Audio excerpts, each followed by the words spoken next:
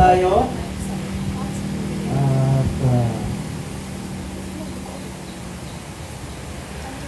At tayo po ay tumayo.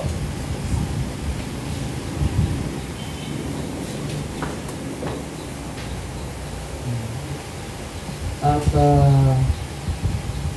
buksan po natin ang ating mga Biblia sa Lumang Tipan, sa Jeremiah chapter 29, verse 11 to 14. Jeremiah chapter 29, verse 11 to 14. Tayo po ay ating sabay-sabay na basahin.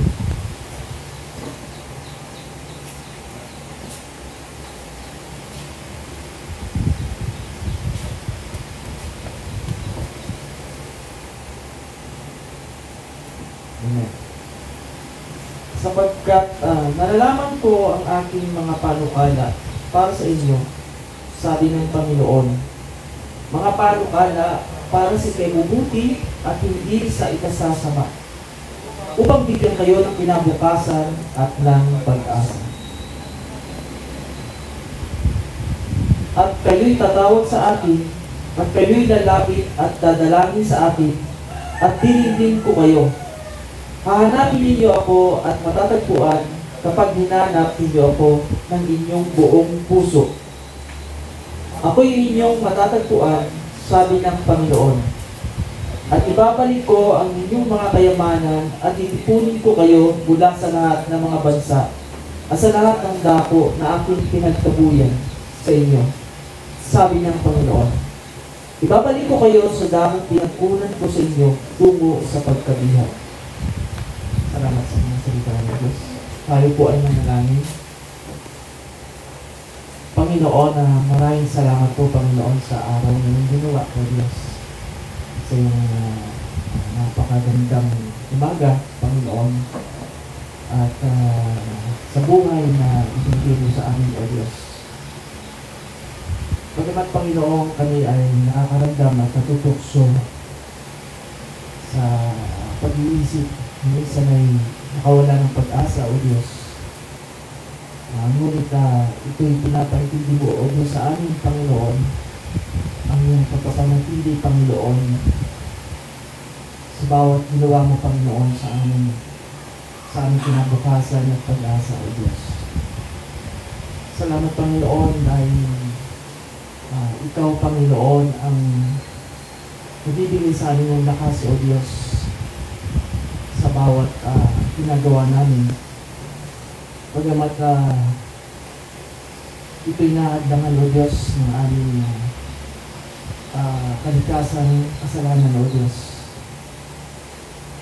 At patuloy, O Diyos, na ikaw, Panginoon, ang silbing kalakasan namin, O Diyos, na mapagtagumpayan, Panginoon, ang aming mga naagdangan sa aming ginagawang kasalanan, O Diyos. Salamat, Panginoon, sa iyong anak, ang bigay sa Yesu Cristo na nagsilbing buhay at pag-asa namin, O Diyos. Salamat, Panginoon, sa salita. Tulungan mo kami, O Diyos, na magpakumbaba, natilisin, Panginoon, at tanggapin, O Diyos, ang salita na may kagalakan, O Diyos, na magbunga, O Diyos, ng pagkaunawa at pagkikindi, O Diyos, ng iyong mga salita, O Diyos. Marisong kapatiran, O Diyos. At Panginoon, na laging maging malakas, O Diyos, at huwag magpanghinaan, Panginoon, sa aming kalikasan, Panginoong katawan, O Diyos. Salamat, Panginoon, sa iyong biyaya at pag-ibig, O Diyos. Pinupuri ka namin, Panginoon, at pinapasalamatan at dinadakila, O Diyos, sa dakilang pangalan ng Panginoong Hesus. Amen. buksan din po natin ang ating mga Biblia sa Bagong Tipan sa 2 Corinthians chapter 1 verse 11. 2 Corinthians chapter 1 verse 11.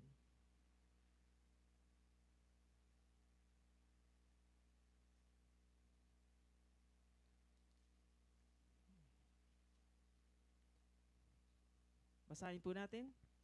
Sabay-sabay.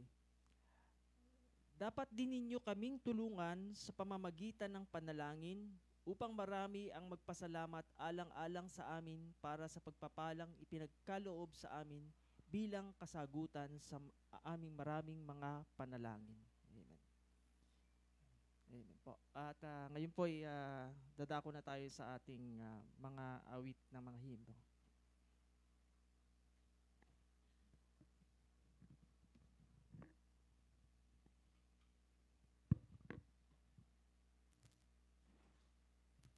So, amen.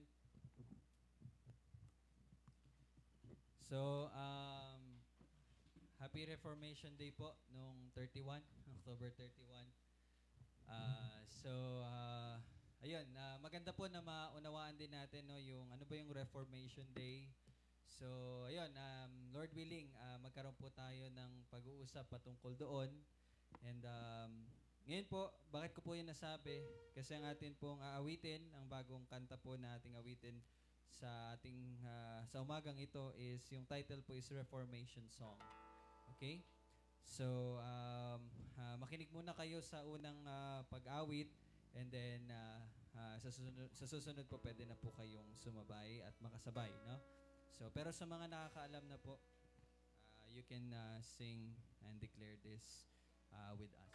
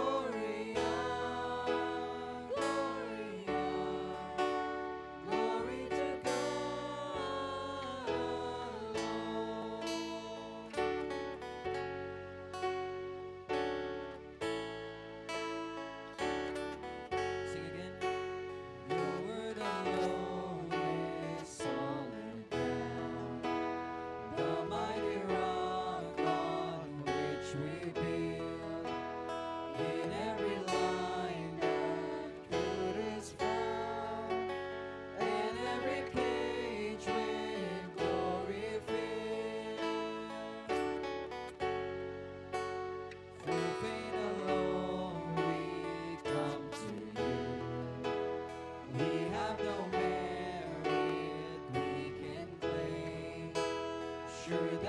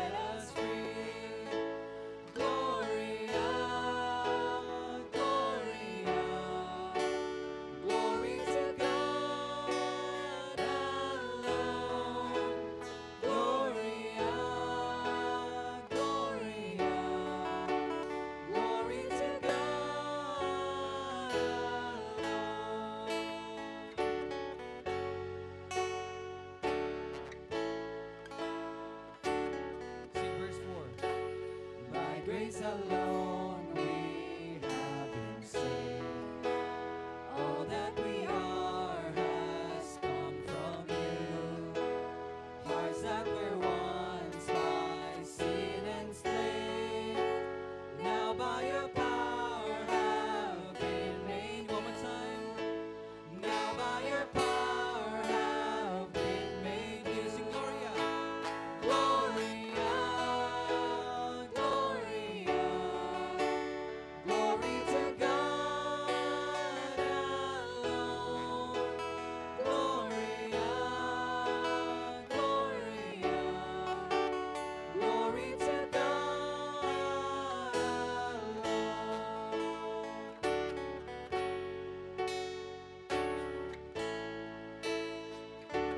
Sing the last verse. And on this Reformation Day, we join with saints of old to sing. And we lift our hearts as one in praise. Glory to Christ, our gracious King. Sing Gloria. Gloria, Gloria, glory to God alone. Gloria, Gloria, glory to God alone. One more time. Gloria, Gloria, glory to God alone. Gloria, Gloria, glory to God alone. So indeed, all glory to God. We are saved by grace alone, through faith alone, in Christ alone, according to the scriptures alone, for the glory of God alone. So patuloy po tayong aawit as we sing the last song, O Great God.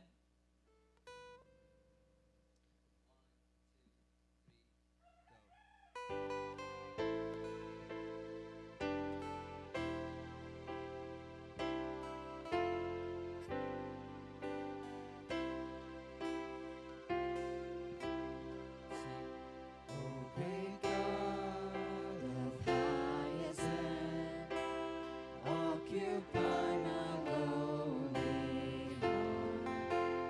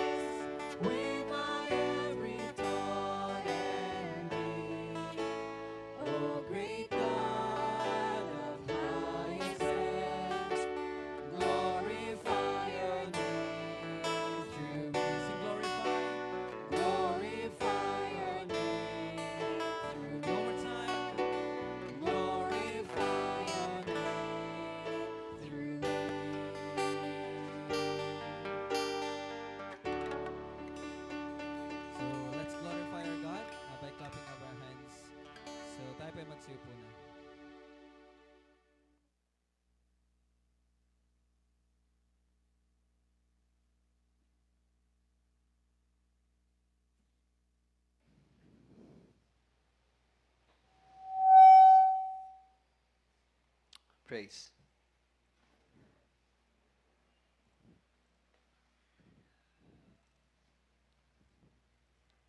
Sige, sige po, tayo po ay magpatuloy sa ating pagpapasalamat sa Panginoon by offering or by giving po, no? So we have basket po sa likod and we also have GCash account. So anyone, tayo po ay magbigay ayon po sa pagpapala ng Panginoon na ipinagkaloob niya sa atin. Sa pamagitan po ng puso na nagpapasalamat sa Kanya, atin po itong ibigay. And so let us continue to pray and let's thank God sa pagpapala po na pinagkaloob niya sa atin. Let's pray. Panginoon, maraming salamat po sa patuloy na pagsusustain sa bawat isa. Not only on our spiritual journey but also sa aming mga physical na pangangailangan. Maraming salamat po, Panginoon, at itong mga binigay namin ay expression lamang ng pagpapasalamat sa ayon po sa iyong pagpapala sa bawat isa. And indeed, Lord, you have reminded us that godliness with contentment is of great gain. Kami man po ay nakakarami or kami man po ay nagkukulang. Ang pasasalamat sa iyo at pamumuhay at pananatili sa tamang daan ng buhay at ayon po sa iyong kalooban ang siyang aming dapat patuloy na bigyang pansin at patuloy na pasalamatan sa iyong ginagawa sa buhay ng bawat isa. Maraming salamat, Panginoon. Purihin ka. Ito aming panalangin sa pangalan ni Jesus. Amen. Amen. So, once again, good morning and happy Lord's Day po. Welcome po sa His Community Church. So, good morning. So, tayo po ay nagpapatuloy sa ating pag-aaral in the book of Acts. So, buksan po natin ang ating mga Biblia sa mga gawa, chapter 12, and we're going to be reading verses 1 hanggang 9.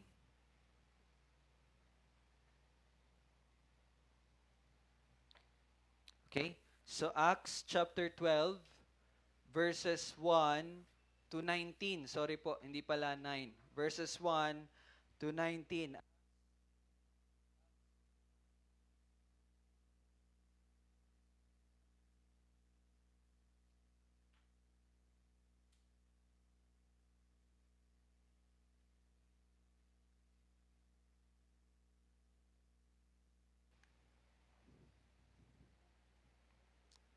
Okay?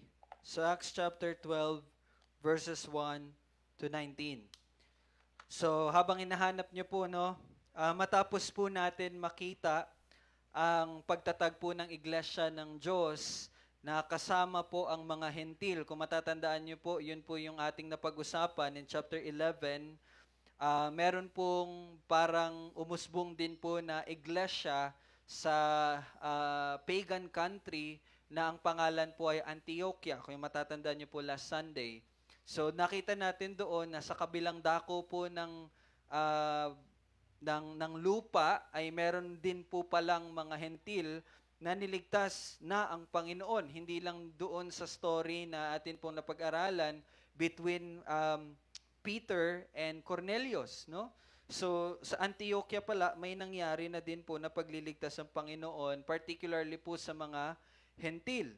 Now, magpaputuloy tayo sa parte po ng salaysay na ito na kung saan ang iglesia po ay, yung time po na ito, yung babasahin natin mamaya, ito po yung time na naitatatag na po at naisasaayos na po yung mga iglesia sa Judea, even sa Samaria, and even sa mga pagan places po, na-establish na po yung mga local churches. At yun, mas marami pa pong mga hentil ang nananampalataya sa ating Panginoon. Now, ito po yung huling kabanata. So this chapter 12 is the last chapter na kung saan ang magiging sentro po ng salaysay ay si Pedro. So this will be the last time. Although makikita ulit natin si Pedro in chapter 21, if I remember it correctly, pero ano na lang yon, medyo parang nag-ano na lang siya, nag-side trip na lang si Pedro. Now, dito rin po sa kabanatang ito, makikita natin yung pagkakataon, natatanging pagkakataon, the only time na mababasa natin na isinalaysay ang pagkamatay ng isang apostol. This is the only and the last time na mababasa natin yon. So, let us stand before our God as we read His Word. Mga Gawa chapter 12 verses 1 to 19. Tayo po'y tayo. And let us read. Nang panahong iyon, inilapat ni Herodes ang kaniyang mga kamay upang pagmalupitan ang ilan sa mga kaanib ng iglesia. Pinatay niya sa pamamagitan ng tabak si Santiago na kapatid ni Juan. Nang makita niya na ito'y ikinasaya ng mga Hudyo, kanya namang isinunod na dakpin si Pedro. Ito ay nang panahon ng pista ng tinapay ng walang pampaalsa. Nang siya'y mahuli na niya, kanyang inilagay siya sa bilangguan at siya'y ibinigay sa 4 na pangkat na mga kawal upang siya'y bantayan at binabalak na siya'y iharap sa taong bayan pagkatapos ng Paskwa. Habang si Pedro ay nasa bilangguan, ang iglesia ay taimtim na nalangin sa Diyos para sa kanya. Nang gabing si Pedro ay malapit ng ilabas ni Herodes, natutulog siya sa pagitan ng 2 kawal na nakagapos ng 2 tanikala at ang mga bantay sa harap ng pintuan ay nagbabantay sa bilangguan.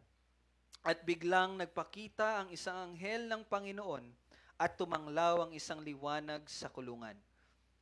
Tinapik niya si Pedro sa tagiliran at siya'y ginising na sinasabi, "Bumangon kang madali," at nalaglag ang mga tanikala sa kanyang mga kamay.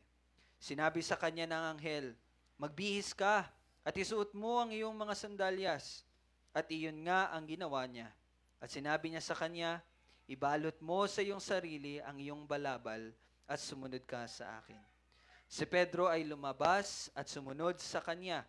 Hindi niya alam na tunay ang nangyayari sa pamamagitan ng anghel. Akala niya ay nakakita siya ng isang pangitain. Nang sila'y makaraan sa una at sa pangalawang bantay, dumating sila sa pintuang bakal na patungo sa lungsod. Ito'y kusang nabuksan sa kanila. Sila'y lumabas na dumaan sa isang lansangan at agad siyang iniwan ng anghel.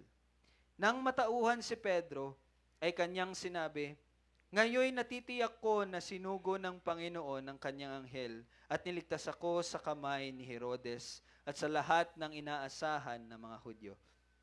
Nang kanyang mabatid ito, pumunta siya sa bahay ni Maria, ang ina ni Juan na tinatawag na Marcos, na kinaroroonan ng maraming nagkakatipon na at nananalangin.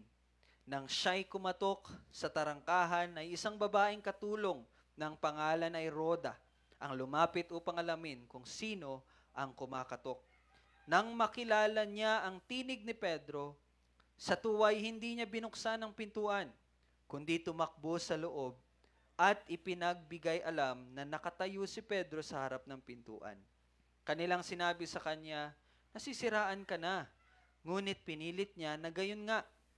Ngunit kanilang sinabi, iyon ay kanyang anghel. Ngunit nagpatuloy si Pedro ng pagkatok at nang kanilang buksan, siya'y kanilang nakita at sila'y namangha. Sila'y sinenyasan niya ng kanyang kamay upang tumahimik at isinalaysay sa kanila kung paanong inilabas siya ng Panginoon sa bilangguan. At sinabi niya, "Ipagbigay alam ninyo ang mga bagay na ito kay Santiago at sa mga kapatid." At siya'y umalis at pumunta sa ibang dako. Nang mag-umaga na, malaki ang kaguluhang nangyari sa mga kawal tungkol sa kung anong nangyari kay Pedro. Nang siya'y maipahanap na ni Herodes at hindi siya natagpuan, siniyasat niya ang mga tanod at ipinag-utos na sila'y patayin. At buhat sa Judea, si Pedro ay pumunta sa Cesarea at doon nanirahan. Salamat sa ating Panginoon sa kanyang salita. Tayo po'y magsiupo muli.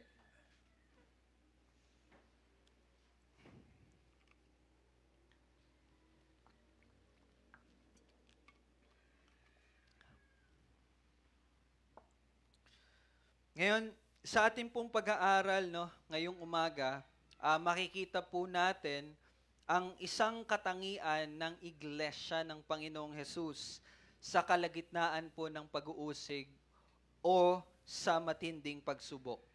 Now, dapat po nating matandaan na ang iglesia ng Panginoong Hesukristo ay iglesyang mapagpanalangin.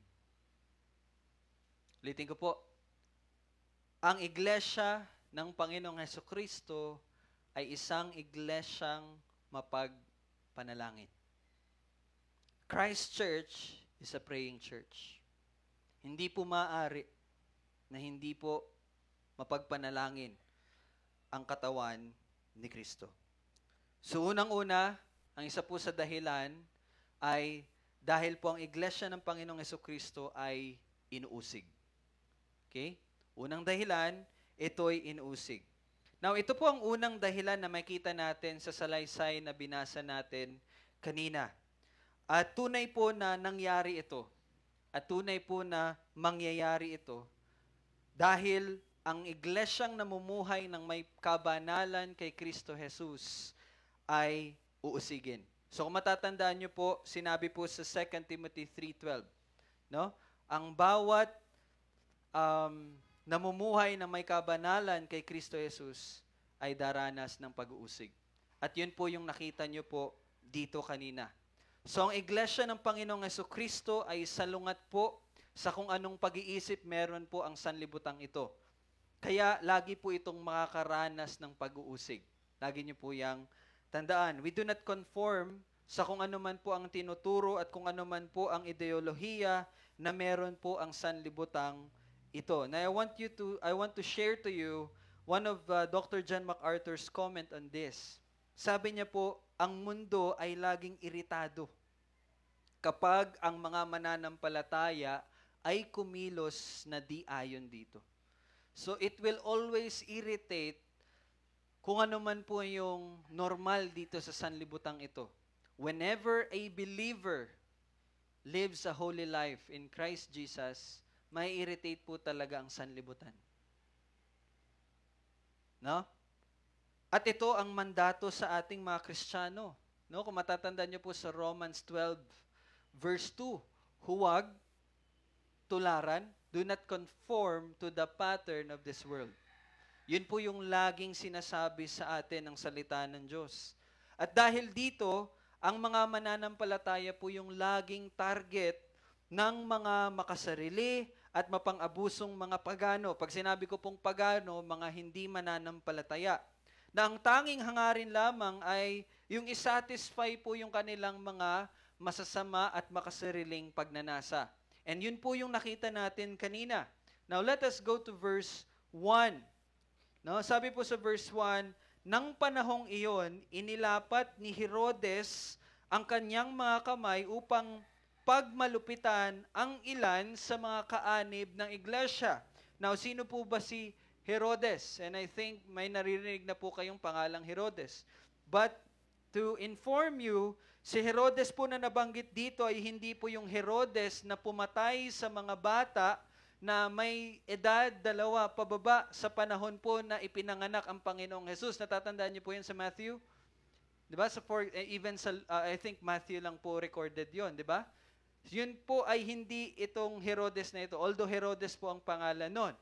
No? So yung Herodes po na nagpapatay sa mga bata, 2 years below, ay lolo po yun. So ito pong Herodes na nandito ngayon ay yung apo. So ito pong Herodes na ito ay mas kilala bilang Herod Agrippa I. No? And to tell you, meron po siyang bad record sa Roman Empire.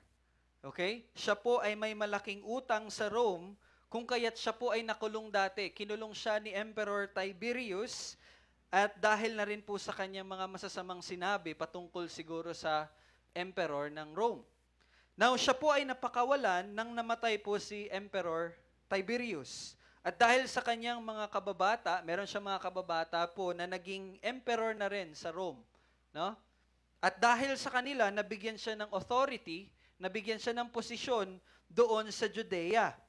At upang magkaroon po siya ng security, no? Kasi nga, ano lang siya doon eh. Di ba yung tinatawag natin na kapit? May kapit kasi siya. Okay? So dati pa man, nangyayari na yon. So dahil mga kababata niya yung mga nagsilakihan at naging emperor na din sa iba't ibang lugar, dahil sa kanila, nagkaroon din siya ng posisyon sa Judea. At pero, naisip niya na hindi yun sapat. So, kailangan niya na maging secured yung position niya doon. So, paano niya po yun ginawa? So, sa pamagitan ng panliligaw at pagkuha ng loob ng mga Hudyo. At isa sa mga bagay na ginawa niya ay ang pag-uusig sa mga Kristiyano. Okay? So, para po makuha yung loob ng mga Hudyo, ginawa niya ay inusig po ang mga Kristiyano. Kaya nangyari po yung verse 1. Ang kanyang mga kamay ay pinagmalupitan ang ilan sa mga kaanib ng iglesia. At isa po sa ginawa niya is verse 2. Pinatay niya sa pamagitan ng tabak si Santiago na kapatid ni Juan. Now, sino tong Santiago na ito? Malinaw po na binanggit na itong Santiagong ito ay ang kapatid ni Juan. So if you will remember, nung panahon po ng Panginoong Jesus, meron pong laging tatlong kasama ang Panginoong Jesus. Unang-una si Pedro, di ba? Pangalawa, si Santiago at si Juan. So si Juan po na ito ay yun pong nagsulat ng Gospel na John, even Revelation. Okay? So, isa po sa mga nakakamanghang malaman at inote nyo po dito, si Santiago po ang pinakaunang apostol na namatay.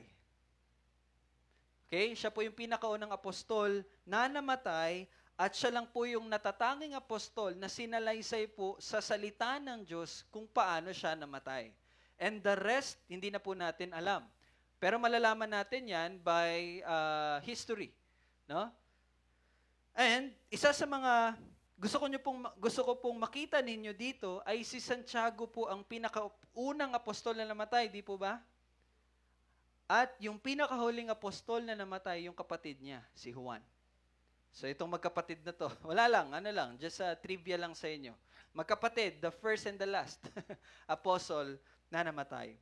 Ang kanyang pagkamatay ay sinabi dyan sa pamagitan ng tabak. Di ba?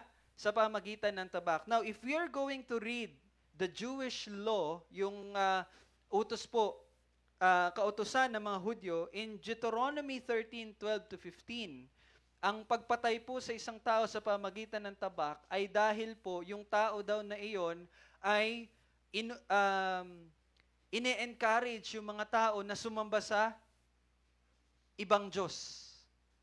Okay? So yung pagkamatay ni James or ni Santiago dito is dahil inakusahan siya na nagli-lead ng mga tao, inaakay yung mga tao na sumamba sa ibang Diyos. So again, dito nyo makikita na sa mga Hudyo, si Jesucristo ay Diyos-Diyosan. Okay? Hindi nila tinatanggap si Jesus bilang kanilang Messiah. At even ayon po sa kwento ng mga Hudyo, nakausap ko sila, joke lang. Ayon po sa kwento ng mga Hudyo, yung oras daw po na papatayin na po si Santiago, na-amaze daw po yung isa sa mga gwardya doon because of the faith na meron po si Santiago. Na hindi talaga siya nagwe-wave, hindi niya, kumbaga, tinatawag dyan, hindi niya denenounce yung kanyang pananampalataya sa Panginoong Jesus. And because of that, by the grace of God, yung isang gwardya daw na iyon came to faith, no? Nanampalataya din sa Panginoong Jesus. On that day, and on that day as well, pinatay din yung gwardyang iyon. Okay? Dahil nga, naniwala siya. No? Pero, yun po yung mga nangyari. Now, patuloy tayo sa verse 3. Nang makita niya na ito'y ikinasiya ng mga Hudyo, kanya namang isinunod na dakpin si Pedro, ito ay nang panahon ng pista ng tinapay na walang pampaalsa. Now, makita natin dito no, na patuloy si Herodes sa kanyang mission na i-gain yung trust ng mga Hudyo. At sabi nga sa verse 3, nang makita niya na nasiyahan ng mga Hudyo, ang sinunod niya naman ay si Pedro. Kasi siguro, yun nga, alam nila na si Pedro ay isa sa mga parang tumatay yung leader. No? At ito ay magandang timing po para kay Herodes. Bakit? Anong sinabi dyan sa verse 3? Ito ay nang panahon ng pista ng tinapay ng walang pampaalsa. Now, ito pong pista ng tinapay na walang pampaalsa is isa po sa mga feast or piyesta ng mga Hudyo na taon-taon na kanilang inaalala. So ito po ay kasunod after po ng Paskwa. So, natatandaan niyo po ba yung Pasko? Okay? So, after yung feast of Passover feast, ito naman, yung Feast of the Unleavened Bread or Pista ng Tinapay na Walang Pampaalsa. Now, bakit ito sinulat ni Lucas dito? Kasi upang makita natin na ito talaga yung goal ni Herodes, to please the Jews. No? And it is a very good timing. Imagine, yung mga Hudyo all over the different countries ay pumupunta sa Jerusalem. So napakaraming tao at this time. It's show time, kumbaga. No? May pakita sa mga Hudyo at to gain their trust. And in verse 4, nang siya'y mahuli na niya, so si Pedro ay nahuli na po, kanyang inilagay siya sa bilangguan at siya'y ibinigay sa 4 na pangkat ng mga kawal upang siya'y bantayan at binabalak na siya'y iharap sa taong bayan pagkatapos ng Pasko. Now, ano po yung pinapakita sa atin dito? So, kung titingnan niyo po, meron pong 4 na pangkat. Now, yung isang pangkat po ay meron pong 4 na gwardya or sundalo. So, 4 times 4, ilan po nagbabantay kay Pedro? 16. Okay? And actually, meron dito Sa verse 6, kung titingnan niyo po sa verse 6, nang gabing si Pedro ay malapit ng ilabas ni Herodes, natutulog siya sa pagitan ng 2 kawal na nakagapos ng 2 tanikala at ang mga bantay sa harap ng pintuan ay nagbabantay sa bilangguan. Now, ano po yung sinasabi dito sa verse 6? Yung kinulong po si Pedro, yung isa pong chain or yung, ang tawag dyan? Kadena, yung sa right niya na kadena, nakakonect po sa isang bantay. So, at yung kaliwa naman niya, yung kadena din, nakatali din sa isang paa din ng isang bantay. So, ibig sabihin, sa loob ng kulungan, merong 2 bantay na nandoon. At yung paa niya, na nakakadena, is connected siya doon sa 2 bantay. And sa labas noon, yung other 2, kasi pangkat nga, di ba? And then yung 3 pangkat nasa labas naman at nagbabantay. So ano pong pinapakita dito? Ito po yung highest form of security during this time. Ngayon, ang dami na, CCTV, ang dami pang bakal, ang dami pang gwardya. Pero this time, ito yung pinakamataas na security, pagbabantay sa isang kinulong. So grabe, no? Sinigurado talaga nila na hindi makakatakas si Pedro. Okay? Now, dito nyo po makikita na ang pag-uusig po talaga ay mangyayari po talaga sa mga mananampalataya. No?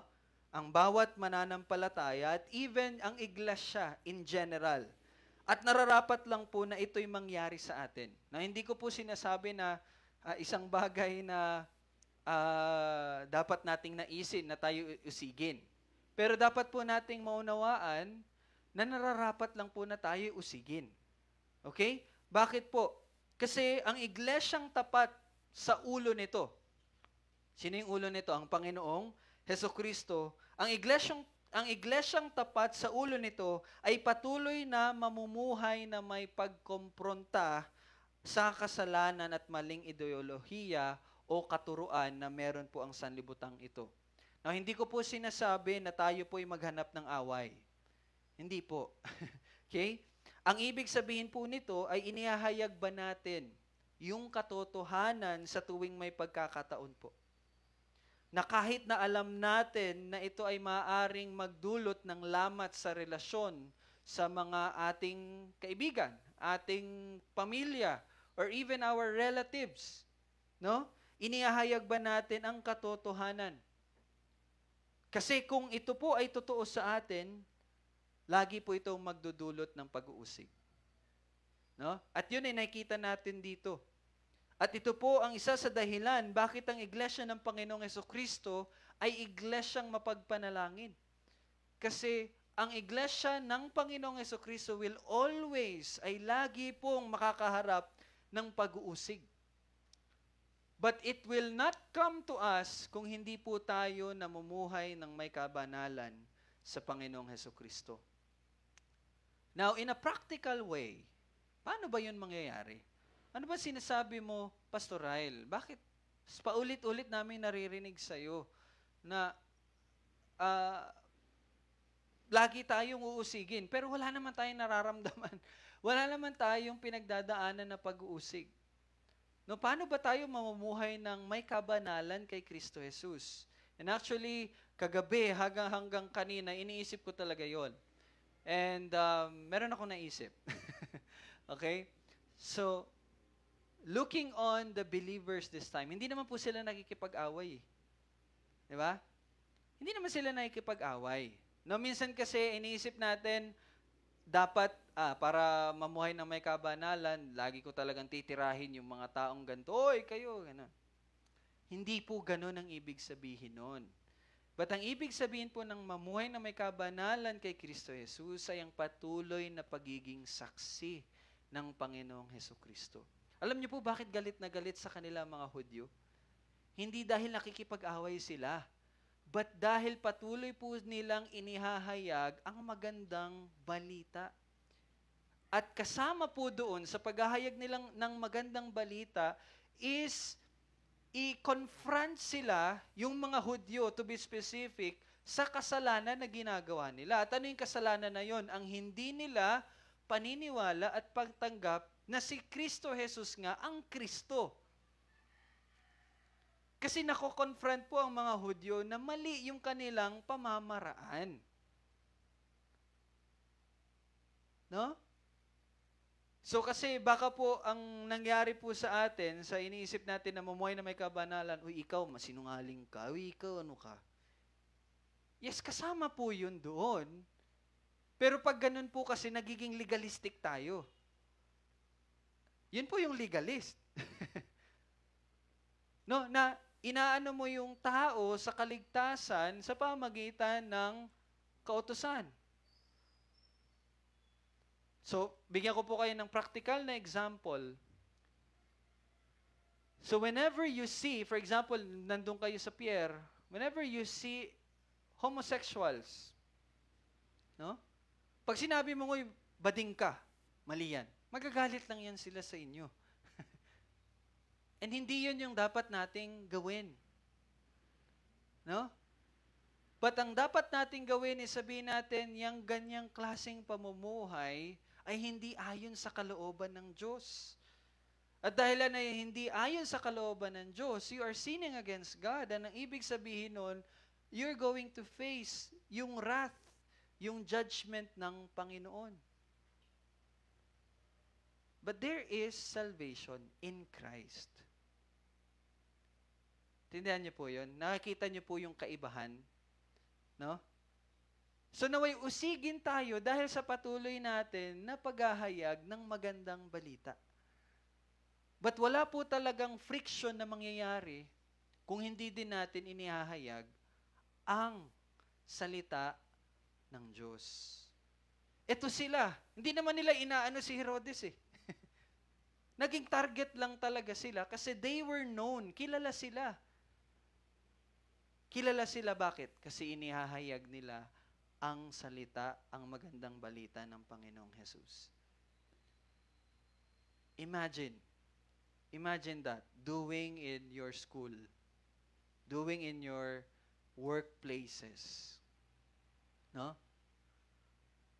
Sa patuloy mo na paghahayag ng magandang balita, katulad ng ginagawa ng mga mananampalatayang ito, time will come, you will face persecution. No? So, ang tanong sa atin, no? Sabi ko nga dito sa reflection, maaaring wala tayong ganitong panalangin. Meron po ba tayong ganong panalangin? Yung nagpe-pray ka sa isang kapatid or sa sarili mo dahil nuusig ka. May ganun po ba tayong mga prayer items? Wala, no? No, wala. Wala. Hindi tayo nananalangin dahil wala naman tayong inaharap na pag-uusig. Hindi natin nararamdaman yung irritation ng mundo. Bakit? Maaring dahil hindi tayo naghahayag. Yun yung sabi ko kanina. Kasi hindi tayo naghahayag ng katotohanan. No? Dahil maaring tayo ay hindi nag-aaral patungkol sa katotohanan. Yun po talaga yung dahilan. Ano po yun? Domino effect po yun eh. Okay? Hindi natin maipamuhay dahil hindi naman natin alam. Hindi natin alam dahil hindi natin inaaral. No? Alam niyo po ba ang isa sa mandato at pinakahuling mandato ng Panginoon sa iglesia niya? Ano pa yung huling mandato ng Panginoong Yesus nung bago siya bumalik sa kanyang kaharian sa langit? Alam niyo po ano yung huling mandato niya? Go and make disciples of all nations, teaching them to obey everything that I have commanded you. Kita niyo po yun? Actually, nakalimutan natin ipag-pray yun kanina sa prayer meeting natin. Nakasulat na yun eh. No? Kaya siguro ang lagi nating prayer item ay physical healing, no? Provision, promotion, makapasa sa exams. Dahil puro sarili natin ang ating pinagkakaabalahan. Yun kasi yung buhay natin as of now. Kaya yun yung lagi nating pinagpipray. Hindi tayo lumalago, kaya hindi natin nakikita ang kabuuan ng ating pagiging mananampalataya. No? At kung ano ang layunin natin, bakit tayo nananatili sa mundong ito? No? Bakit ka nasa school mo? Bakit ka nasa workplace mo? Bakit ganyan ang trabaho mo? No? So, atin po itong pagbulay-bulayan, mga kapatid. No? Sino ka ba? Ano ka ba? May tanong po ako sa inyo. Sino ba tayo? Ano ba tayo? Estudyante ka ba? O Kristiyano? Empleyado ka ba? O Kristiyano? Tatay ka ba? O Kristiyano? Nanay ka ba? O Kristiyano? Lola ka ba? O Kristiyano? Ano ka? Naway maunawaan natin na higit po sa pagiging estudyante, empleyado, nanay, tatay, anak, ikaw po ay Kristiyano.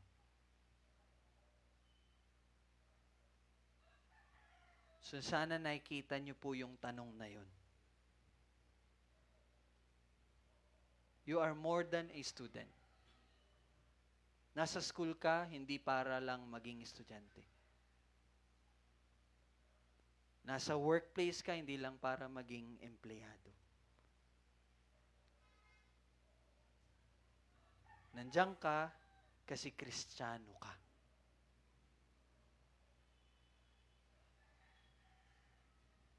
No? Sana dumating tayo sa point na yung prayer item natin is pa-pray naman po yung isa kong classmate.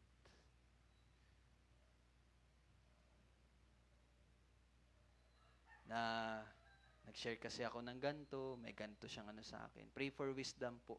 Na sa muli namin pagkikita sa Tuesday, maunawaan niya yung katulad. Yung ganun po ba, no? Bakit wala tayong ganung prayer item?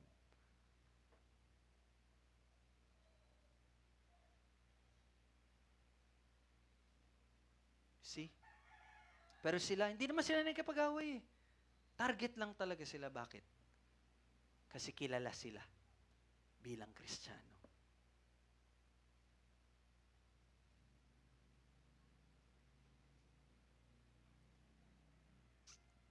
So, at bilang mga Kristiyano, kabilang tayo sa isang iglesia ng Panginoong Jesucristo.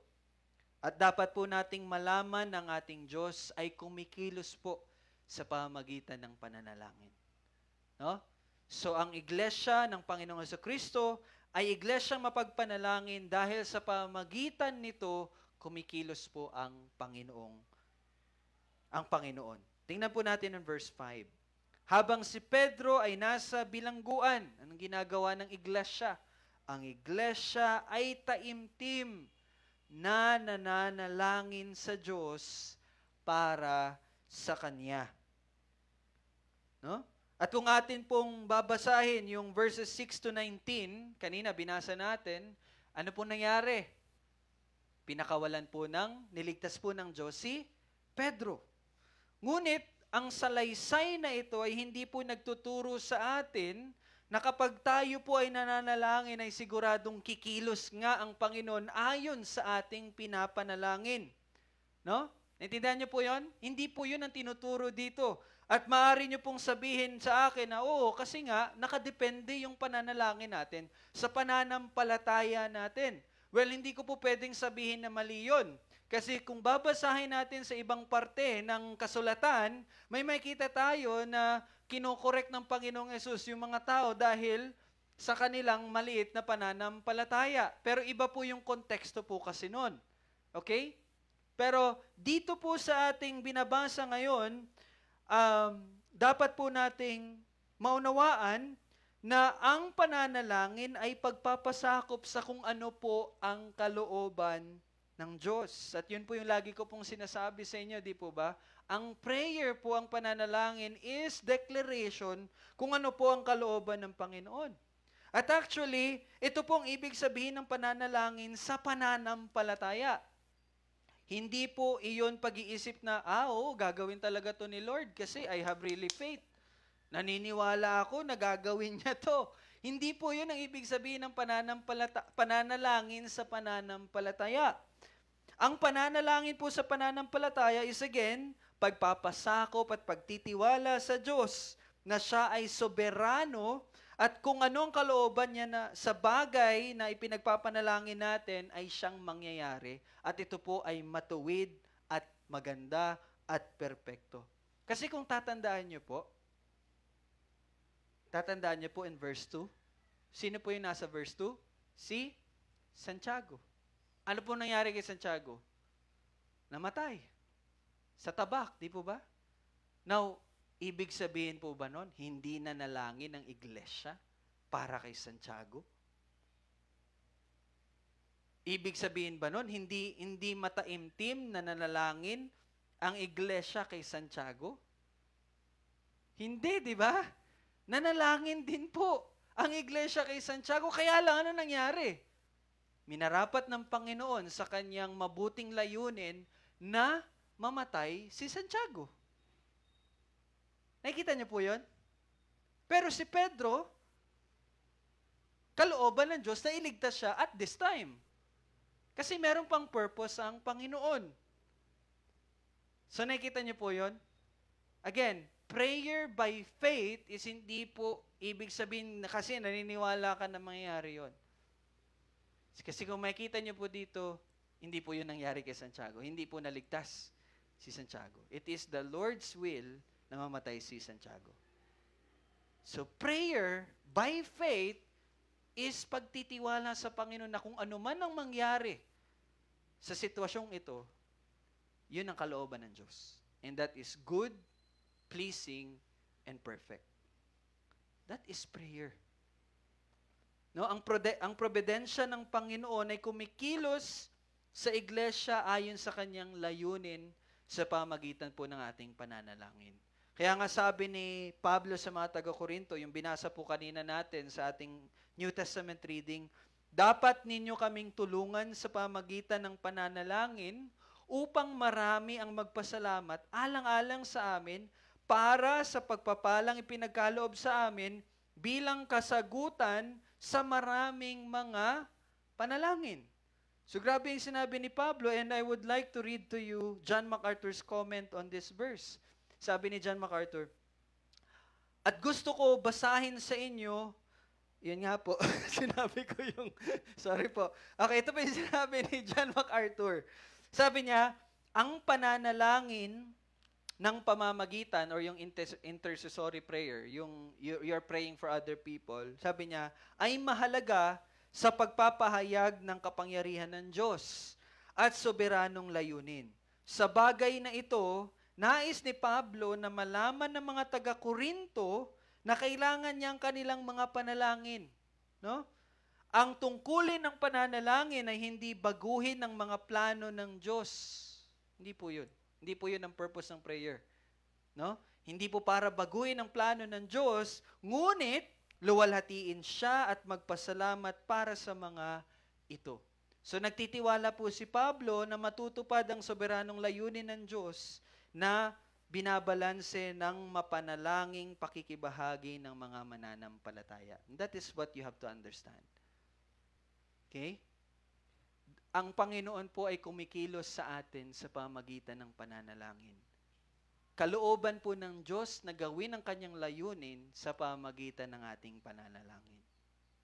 Tindihan niyo po yun? Kaya ang iglesia ng Panginoong Yesus ay mapagpanalangin. Kasi that is one of the way kung saan kumikilos ang Panginoon. Now, tingnan natin yung pagkilos po ng Diyos. No? Patuloy tayo. Basahin natin yung 6 to 8. Verses 6 to 8. Ano nangyari? Nang gabing si Pedro ay malapit ng ilabas ni Herodes, natutulog siya sa pagitan ng dalawang kawal na nakagapos ng dalawang tanikala at ang mga bantay sa harap ng pintuan ay nagbabantay sa bilangguan. At biglang nagpakita ang isang anghel ng Panginoon at tumanglaw ang isang liwanag sa kulungan. Tinapik niya si Pedro sa tagiliran at siya'y ginising na sinasabi, bumangon kang madali, at nalaglag ang mga tanikala sa kanya mga kamay. Kamay pala, hindi pala paa, sorry. Sinabi sa kanya ng anghel, magbihis ka at isuot mo ang iyong mga sandalyas, at iyon ang mga ginawa niya. At sinabi niya sa kanya, ibalot mo sa iyong sarili ang iyong balabal at sumunod ka sa akin. Now, ito po yung gusto ko po niyong makita. Pinakawalan po ng anghel si Pedro na tanggal po yung tanikala or yung ginapos sa kanya or yung kadena. No? Pero sinabihan siya ng anghel, be ready.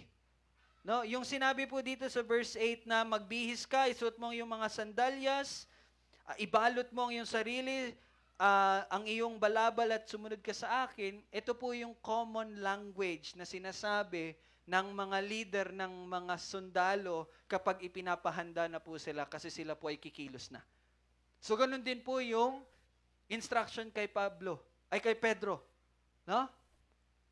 Kumbaga, ano ba yung sa modern na time? No? Suit up. No? We will go. Parang ganun po. Let's move. No? Ibig sabihin, ito'y pagpapakita na sila ay kikilos. And one thing na observation po na makita natin dito is, hindi po siya yung parang dinala ng anghel, no, nilabas na kaagad. Makikita nyo dito na dumaan sa proseso. Dadaan sila sa bintana, sa door, at lalabas sila. No? You see? And kung magpapatuloy tayo in verses 9 to 10, nang sila'y makaraan sa una at sa pangalawang bantay, dumating sila sa pintuang bakal na patungo sa lungsod. Ito'y kusang nabuksan sa kanila. Sila'y lumabas at dumaan sa isang lansangan at agad siyang iniwan ng anghel. No? Verse 9 pala. At si Pedro ay lumabas at sumunod. Okay na po yun. Lumabas po siya in verse 10, napunta sila sa lungsod sa pintuang bakal. Now, ito pong pintuang bakal na binanggit sa verse 10, ay hindi po to basta-basta nabubuksan. Parang ito po yung main gate kumbaga. So marami pong mga sundalo ang dapat maghumila nun at magbukas. Okay? Yung pintuang bakal po na yun. Yun po yung last na door para makaligtas si Pedro. At ano po nangyari? Kusang nabuksan. Kusang nabuksan. And I would like to share to you R.C. Sproul's comment on this. Sabi ni R.C. Sproul, sa tuwing pupunta kayo ng mall at makikita nyo yung automatic na door na nagbubukas, sabi niya, alalahanin nyo na ginawa yun ng Panginoon upang iligtas si Pedro. No? Bago pa man yung high technology na sensor na yan na gumaganon, nagawa na po yun ng Panginoon. Okay? Sabi ni R.C. Sproul, no? Every time you see that, remember, alalahanin nyo yung ginawa ng Panginoon. And in verse 11, anong sabi ni Pedro? Nang matauhan si Pedro, ay kanyang sinabi, ngayon natitiyak ako na sinugo ng Panginoon ng kanyang anghel at iniligtas ako sa kamay ni Herodes at sa mga lahat ng inaasahan ng mga Hudyo. So you see? The word, ang Panginoon natin ay kumikilos. Kumikilos siya. At ginagawa na yon sa pamagitan ng ating mga panalangin. No? Kinonfirm ni Pedro, it is the Lord's mighty working. Di ba? Una, parang ano pa siya, no? Akala niya nananaginip lang siya. Akala niya pangitain lang yon. Pero totoo pala yung nangyayari na. Kahit siya nagulat siya, no? Totoo pala. Parang ganun siya, no? Asa labas na ako? No? So, let us reflect on this. Ano ang laman ng ating mga panalangin? Kasi, again, ulitin ko po, sa ating panalangin, ulitin ko po ang Panginoon ay ginagawa kanyang layunin, pwede naman niya yun gawin agad Kaya lang, minarapat niya, ulitin ko po, na gagawin iyon sa pamagitan ng pananalangin. So, dito magre-reflect sa ating mga panalangin kung meron bang pagkilos ang Panginoon sa atin. Nakuha niyo po yun? So, ano yung mga laman ng ating panalangin? Sige, wag na lang sa bilang church, but as an individual, ano yung laman ng prayer nyo? Kasi doon nyo makikita kung ang Panginoon ay kumikilos sa buhay nyo Doon nyo makikita kung nililid ba kayo ng Panginoon into growth and maturity. Anong laman ng prayer nyo? Ano yung pinagpe-pray nyo?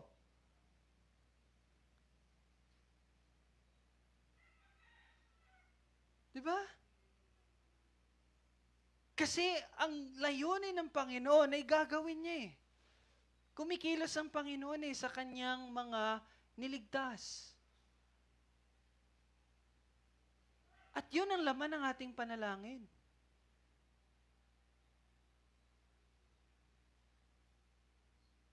No? Ano po? Anong laman? May laman ba o wala? Kung may laman, malaman ba talaga yun o wala? Are you praying for your growth and maturity? At yung specific na pinagdadaanan para mag-mature at lumago kayo, yun ba yung laman ng prayer nyo? No?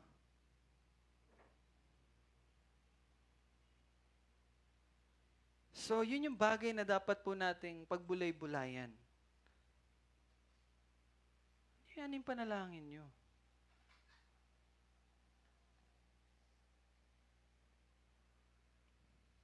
Reflect on that, no, church. Reflect on that. Kasi your prayers reflect kung ano ng estado na ginagawa ng Panginoon sa inyo. If lagi na lang yan, Lord, give me wisdom, strength. Kung ganyan lagi, magiging malakas ka talaga. So, naway dumating na tayo doon sa punto na yung alam niyo yung specific na tinatanggal ng Panginoon yung bawat mga kasalanan na nagpapabigat sa atin. At hindi lang yun, yung dumating na tayo sa punto na yung pinagpapanalangin natin is not only ourselves, but pinagpipray na natin si ganito, Lord,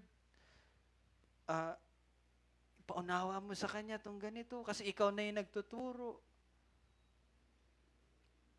No? Kasi ibig sabihin, ginagamit ka ni Lord.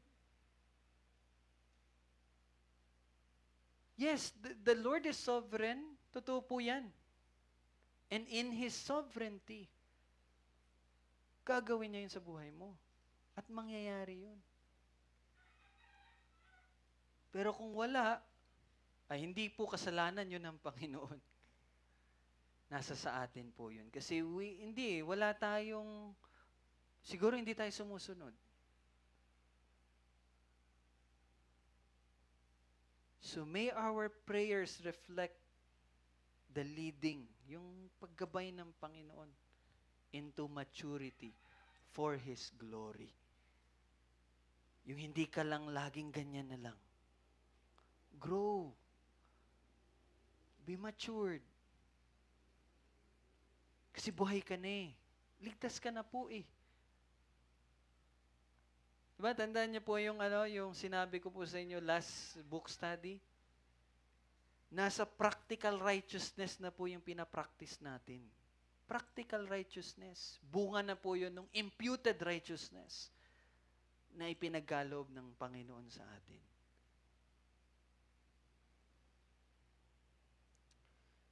No?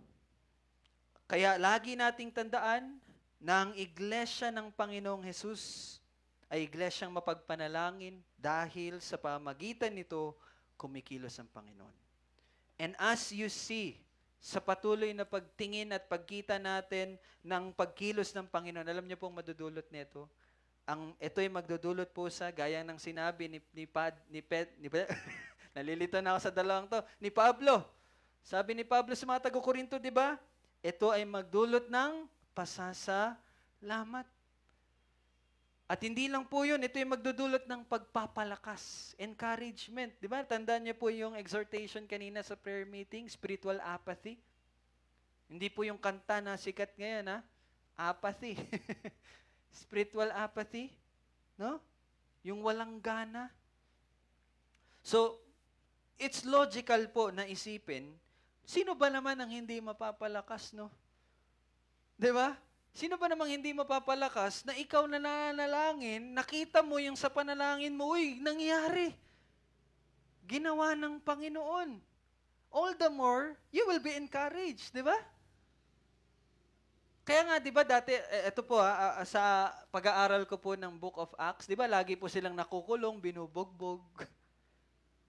Pero anong resulta nun sa kanila? Na-encourage sila all the more. Bakit? Kasi sa kanilang pagkakulong at pagkabugbog, alam niyo po nakita nila, bumubukas yung gate.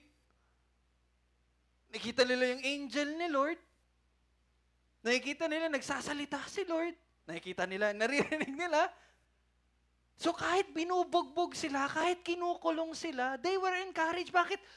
Nakikita nila, kilos ni Lord eh. Nakikita niyo po yun? Kaya hindi yun discourage sa kanila, but all the more na lagi silang inuusig, ano nangyayari? Nagpo-flourish yung church. Kasi nakikita nila that the Lord is working. Andyan si Lord, oh. Biruin mo ng bakal na bumukas. So all the more they are encouraged. So, on the other side, maaaring dahilan bakit walang ganang manalangin dahil hindi naman natin nakikita yung pagkilos ng Panginoon. Kaya wala tayong words to pray. Wala tayong encouragement to pray. Bakit? Hindi natin nakikita eh. Again, kasalanan niya ni Lord? Hindi. Kaya, you know what? One of the amazing thing na mapapansin niyo po sa letters ni Paul, let me read to you one example in letters niya sa mga taga-Filipos. Sabi niya, ako'y nagpapasalamat sa aking Diyos, tuwing kayo'y aking naaalala. Ano may ibig sabihin ni Pablo dito? Tuwing nagpipray siya for them. Natutuwa siya, nagpapasalamat siya kay Lord. Na laging nananalangin may kagalakan. Bakit? Sa bawat panalangin ko para sa inyong lahat. Bakit siya punong-puno ng joy sa pananalangin niya sa taga-Philippians? Alam niyo bakit? Kasi nakikita niya yung growth ng mga taga-Filipos. So, sinong pinapasalamatan niya? Si Lord. So, si Pablo din, patuloy din nagpe-pray.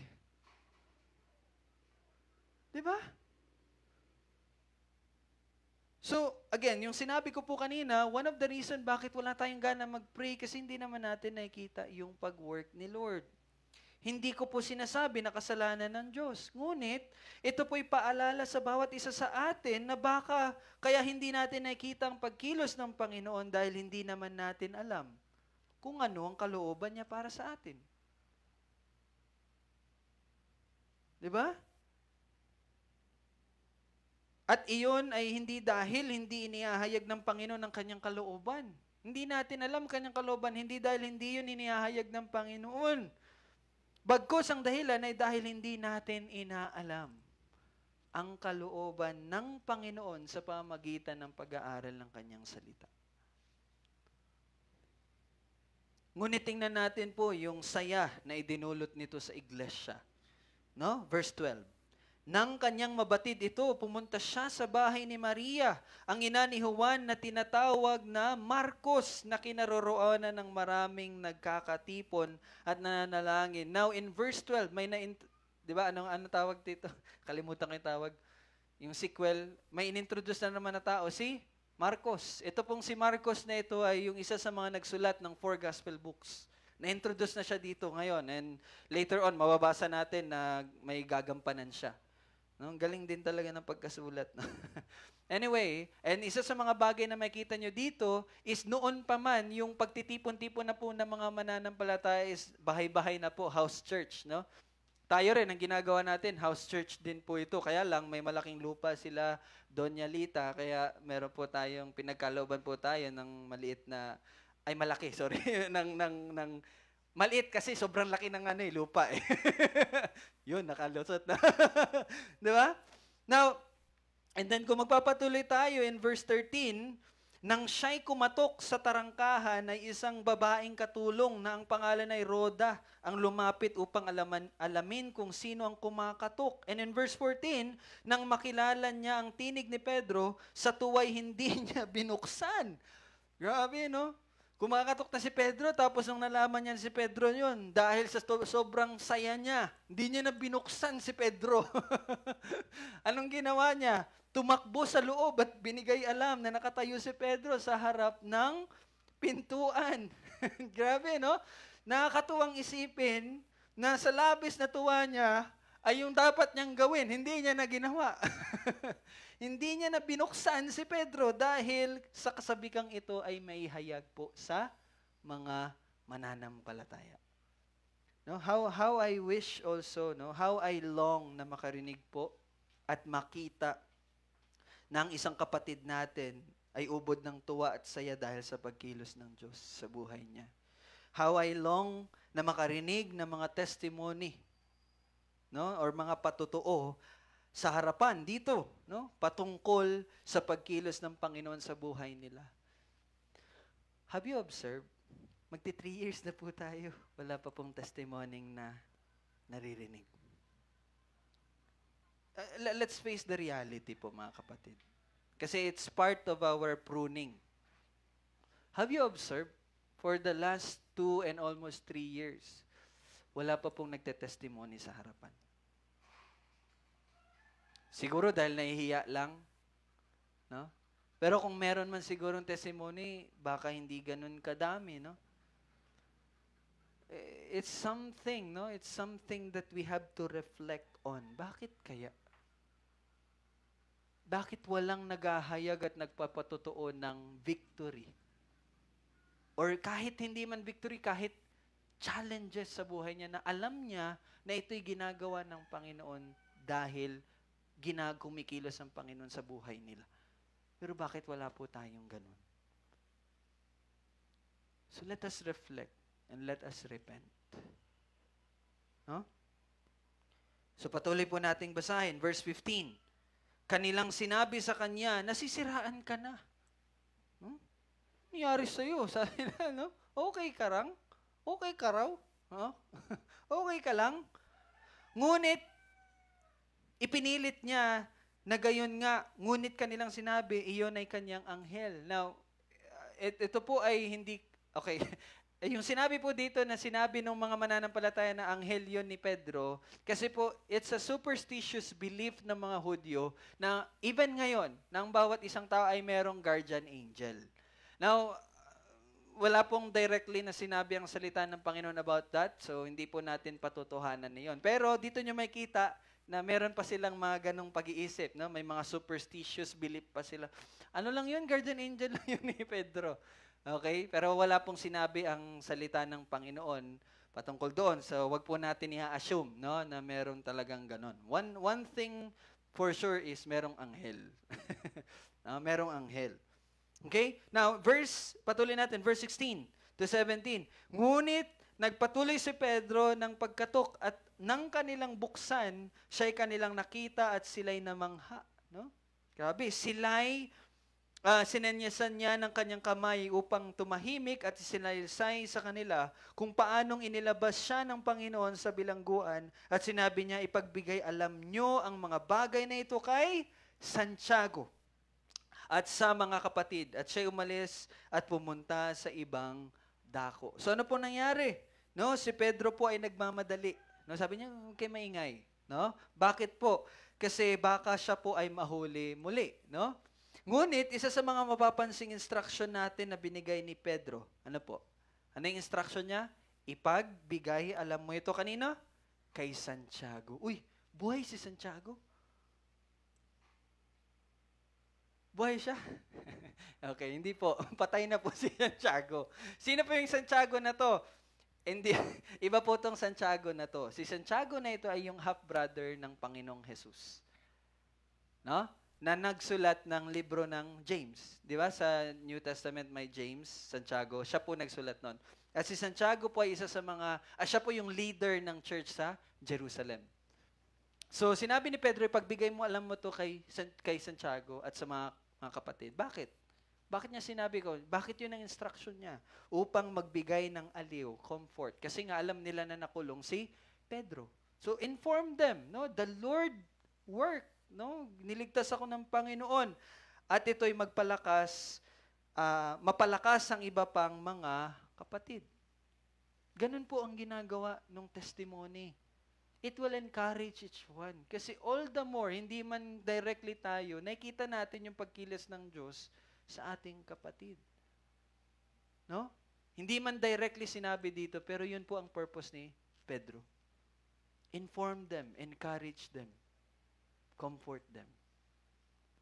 Na niligtas ako ng Panginoon. You see? And in verse 18 to 19, nang umaga na, malaki ang kaguluhang nangyari sa mga kawal tungkol sa kung ano nangyari kay Pedro. No? Pagpapatotoo na miracle po nangyari. Kasi, biruin mo, umaga na, ano nangyari? Di ba? Wala silang kaalam-alam. At ano nangyari sa kanila? Nang siya'y may pahanap na ni Herodes at hindi siya natagpuan, siniyasat niya ang mga tanod at ipinag-utos na sila'y patayin. Bakit po ganon?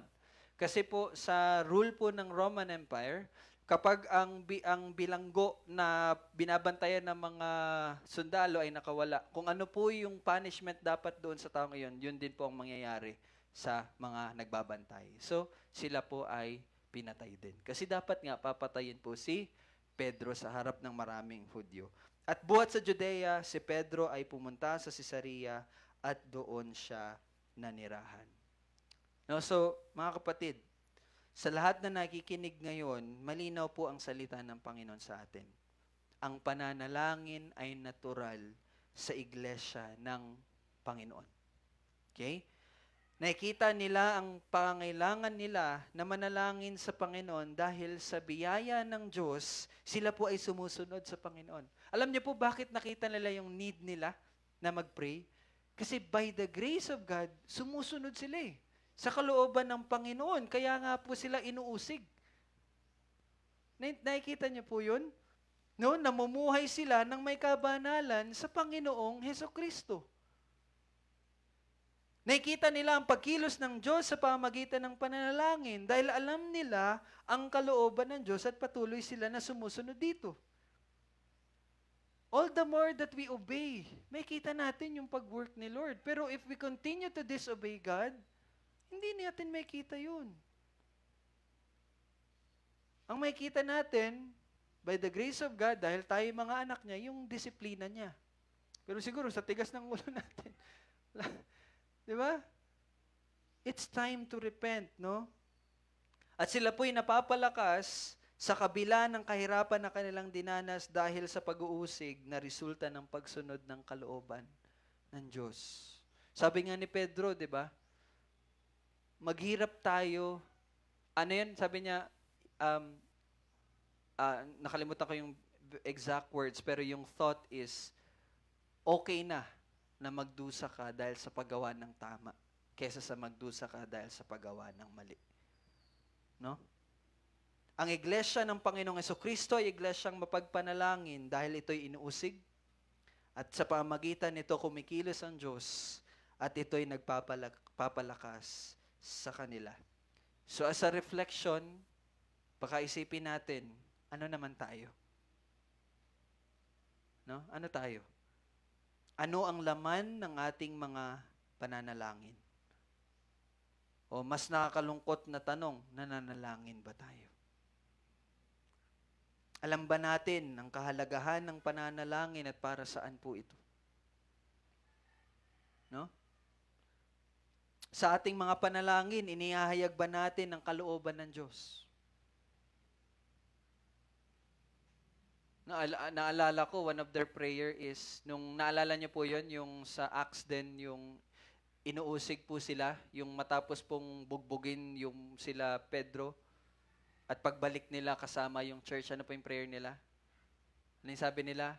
Nabigyan sila ng kalakasan ng Panginoon na mas ihayag pa ang salita. You see? Kasi yun yung will ni Lord. Eh. Alam nila na yun yung will ni Lord. Kaya yung pinagpipray nila. Hindi yung, Lord, protect us. Yes, nandun na yun. Pero alam nila na kalooban ng Diyos na patuloy na ihayag ang kanyang pangalan. So kahit na binubugbog na sila, kinukulong na sila ng prayer nila, Lord, give us boldness to proclaim your word. Because that's the will of God.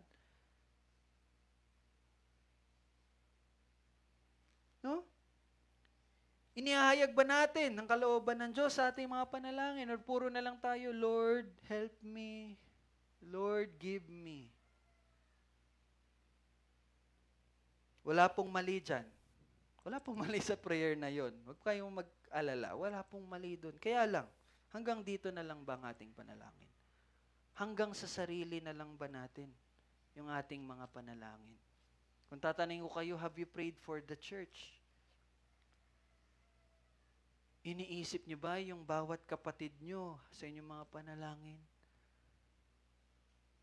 Diba? Huwag na po nating laruin ang biyaya ng Diyos, mga kapatid. Graduate na po tayo dapat dyan.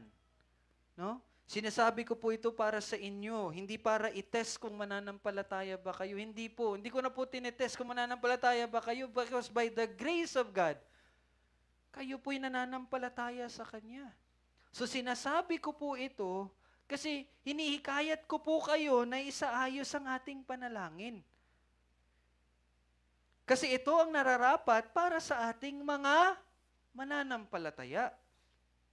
Ibig sabihin, sinasabi ko po ito kasi kayo po ay mananampalataya na. Kayo ay niligtas na sa biyaya ng Diyos.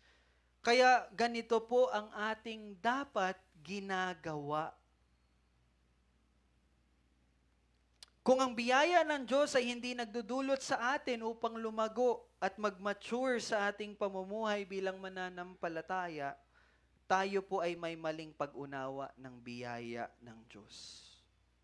Kung ang grace na pinangahawakan mo doesn't help you or make you grow and mature, I think nagkakamali po tayo sa pag-unawa natin sa grace.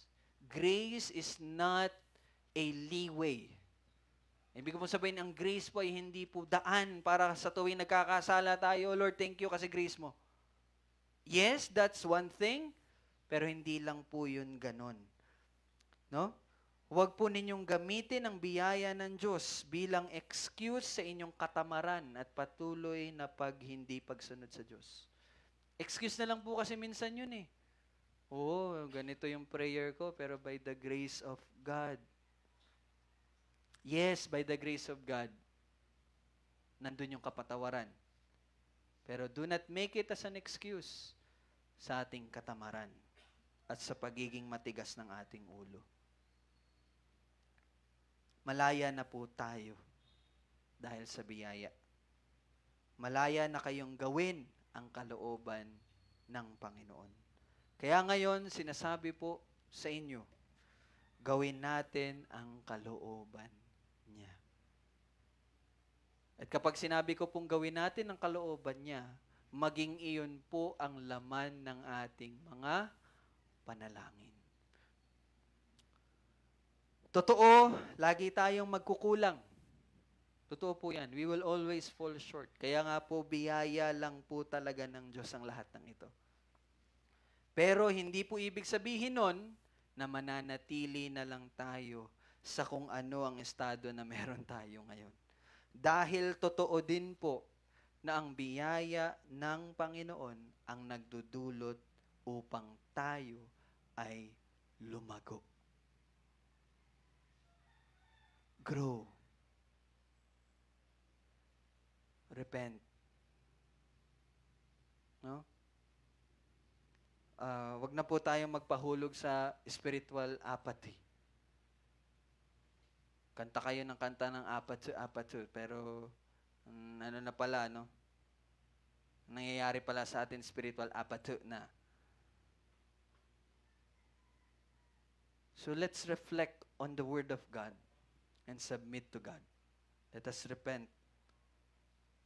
So unang-unang panalangin niyo yun. No? Let us pray.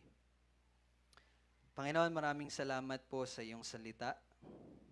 Sa salaysay naming binasa, nakita namin yung pakikibahagi ng iglesia sa iyong pagkilos sa pagliligtas kay Pedro. Salamat po, Panginoon, for this great truth na kalooban mo na gawin ang iyong mga layunin sa pamagitan ng pananalangin ng iyong mga niligtas. At naway ito'y magbigay sa amin ng pagtuturo, pagsaway, pagtutuwid, at pagsasanay. I pray, Lord, for your church dito po sa local church na ito, na bawat isa ay lumago. At tunay na gagawin mo po yun, Panginoon. Dahil ikaw ang author and perfecter ng pananampalatayang pinagkaloob mo sa bawat isa. Sapagkat nagpakita ang biyaya ng Diyos na nagdadala ng kaligtasan sa lahat ng tao, na nagtuturo sa atin na matapos itakwil ang kasamaan at mga makamundong pagnanasa, ay dapat tayong mamuhay ng may katinuan, matuwid at banal sa kasalukuyang panahon, habang hinihintay natin ang mapalad na pag-asa at ang pagpapakita ng kaluwalhatian ng ating dakilang Diyos at tagapagligtas na si Jesucristo. Siya ang nagbigay ng kanyang sarili alang-alang sa atin upang tayo'y matubos niya sa lahat ng mga kasamaan at pakalinisin para sa kanyang sarili ang sambayan ng pag-aari niya na masipag sa mabubuting gawa. Biyaya nawa ang sumainyong lahat. Amen at amen. Happy Lord's Day po, and welcome po ulit sa bawat isa. So stay for a few minutes, magkakaroon po tayo ng reflection and sharing. And then by 12 tayo po ay magpapahinga muna.